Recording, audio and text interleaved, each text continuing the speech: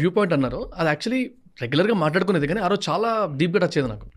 Very mentions BTech graduation కానీ లేకపోతే normal BCom graduation ఏదన్నా కానీ ఒక గ్రాడ్యుయేషన్లో 3-4 ఇయర్స్కి ఇయర్లీ 2 lakhs రూపీస్ ఖర్చు పెట్టుకుంటే ఆల్మోస్ట్ 8 to 10 lakhs మినిమం ఖర్చు పెడుతున్నారు. కొన్నిసార్లు 20 lakhs కూడా అవుతుంది, అది టు అండ్ ఫ్రో కానీ అక్కడ స్టే కానీ అంతా కలిపి. Education system, Indian government is allowing every student and every college management to charge 10 to 20 lakhs rupees from the student. Why are they not able to get 10 to 15,000 rupees salary కూడా రావట్లేదు ఎందుకు graduation అయిపోయిన తర్వాత అనే ఒక question post చేశారు. గవర్నమెంట్ది తప్ప, education సిస్టంలో ఉన్న మేనేజ్మెంట్ది తప్ప స్టూడెంట్స్కి అర్థం కావట్లేదా? ఆయన వ్యూ అని చెప్పారు. But if I ask that same question to you, what is your answer? నేను ఎవరిది తప్పనండి, because everybody is trying to do what is best for them. అవును.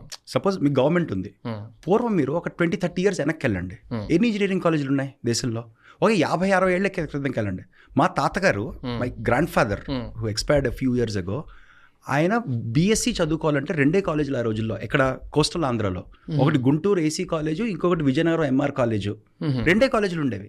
ఇప్పుడు కాలేజీలు పెరిగాయి కదా, గవర్నమెంట్ వాళ్ళు జాబ్ చేశారు. ప్రతిదీ మనం గవర్నమెంట్ తప్పు, జనాలు తప్పు అంటే అలవాటు అయిపోయింది మనకి. రైట్.